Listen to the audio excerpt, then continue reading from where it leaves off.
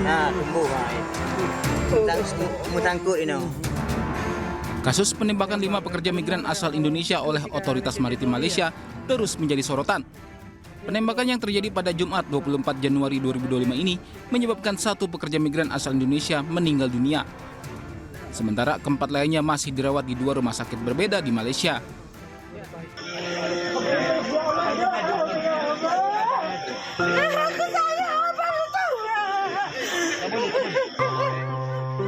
Pemerintah pun meminta Malaysia untuk menginvestigasi secara menyeluruh kasus penembakan ini. Presiden Prabowo juga mengingatkan pekerja migran Indonesia untuk waspada janji manis sindikat penyalur tenaga kerja ilegal. Ya, itu sedang kita tentunya berharap ada investigasi, ya kan. Tapi sekali lagi saya ingatkan bahwa jangan mau ikut-ikut dalam kegiatan ilegal. Kalau nyelundup ke negara asing, risikonya negara asing akan bertindak. Jadi rakyat kita jangan mau dibohongi oleh sindikat-sindikat yang berjanji ini, berjanji itu. Ya, kita waspada, kita ingatkan, tapi kita juga yakin bahwa pihak Malaysia akan melaksanakan penyelidikan yang terbaik. Ya.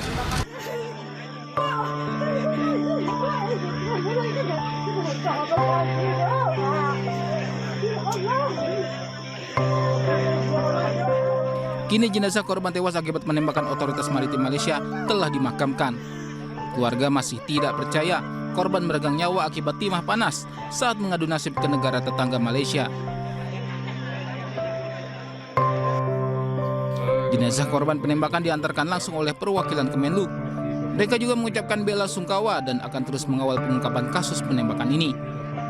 Kementerian Luar Negeri Indonesia pun telah menyiapkan langkah hukum atas dugaan tindakan berlebihan Otoritas Maritim Malaysia. Tim Liputan iNews melaporkan.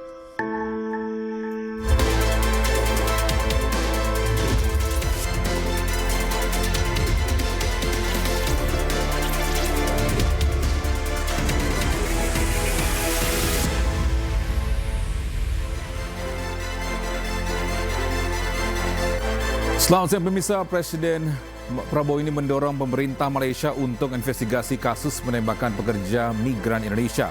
Tak hanya itu, Presiden juga ingatkan rakyat Indonesia untuk waspada atas janji manis sindikat penyalur tenaga kerja ilegal. Presiden juga buka-bukaan tentang ciri negara yang gagal. Selain informasi tadi, kami juga akan hadirkan beragam informasi menarik dan terkini terkait kebijakan hingga kegiatan para pemimpin bangsa. Dari Presiden, Wakil Presiden hingga Kabinet Merah Putih. Bersama saya, Togi Sinaga, inilah Pemimpin Rakyat, Pemimpin Beraksi, Rakyat Awasi.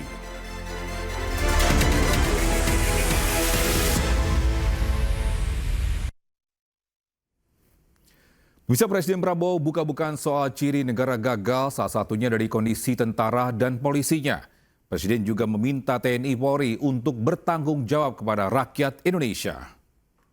Saudara-saudara sekalian, karena itu biasanya ciri khas negara yang gagal adalah tentara dan polisi yang gagal. Pernyataan ini disampaikan Presiden Prabowo Subianto dalam acara rapat pimpinan TNI Polri di Gedung Tribrata Dharma Wangsa, Jakarta Selatan, Kamis kemarin.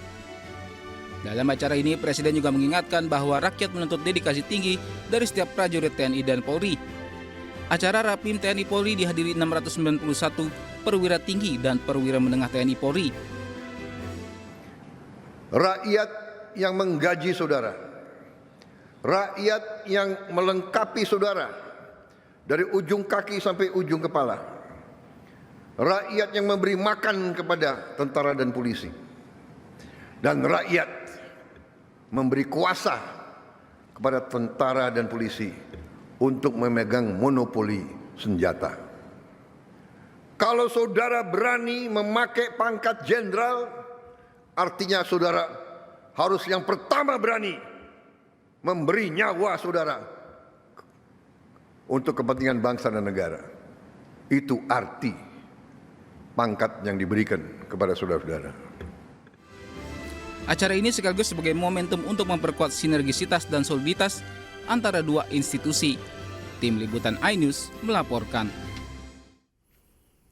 Sementara itu, Presiden Prabowo meminta jajarannya efisiensi anggaran belanja negara hingga 306 triliun rupiah. Pemotongan anggaran belanja alat tulis kantor menjadi target utama, yaitu mencapai 90% dari yang sudah dianggarkan. Saya tegaskan kembali bahwa hal-hal di luar itu yang bersifat seremoni, upacara, merayakan ulang tahun ini, ulang tahun itu, hari ini, hari itu, kita tidak anggarkan.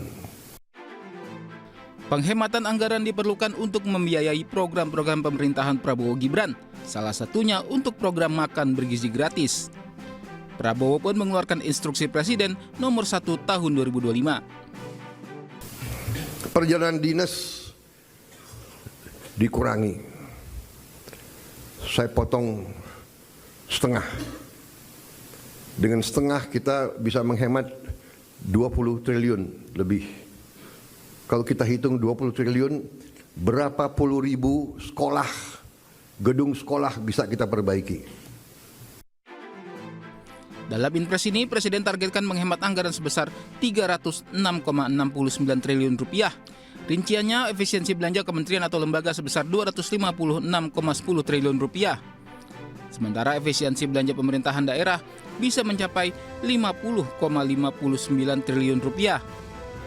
Total anggaran belanja negara pada tahun 2025 mencapai 3.621,3 triliun rupiah.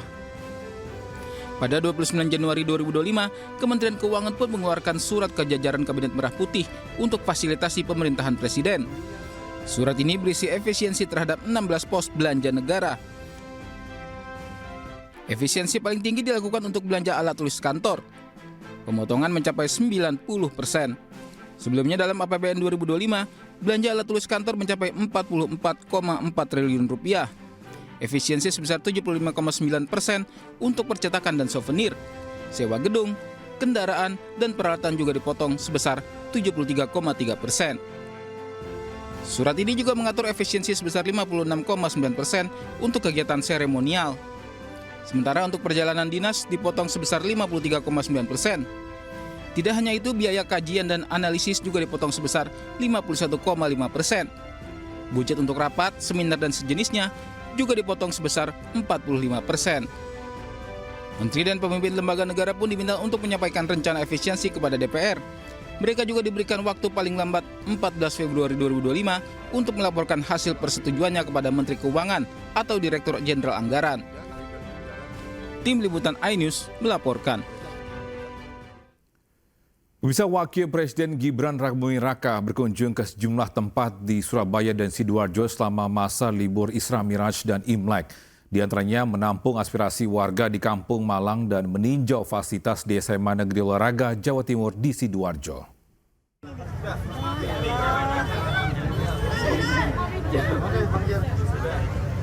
Wakil Presiden Gibran Rakabuming Raka mengunjungi sejumlah lokasi saat kunjungannya ke Jawa Timur. Di antaranya menemui warga Kampung Malang Tengah di Surabaya, Jawa Timur pada Selasa malam.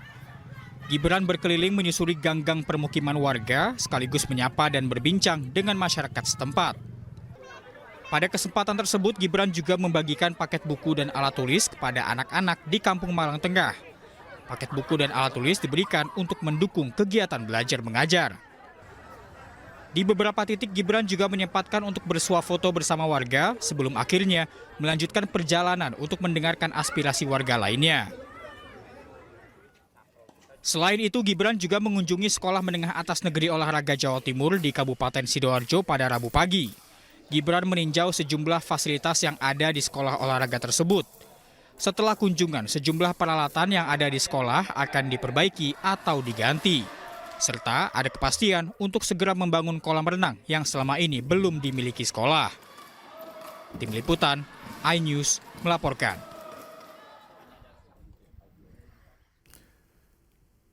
Pemirsa, 8 pejabat pertanahan Tangerang diduga terlibat dalam kasus pagar laut ilegal. 6 diantaranya dicopot dari jabatannya.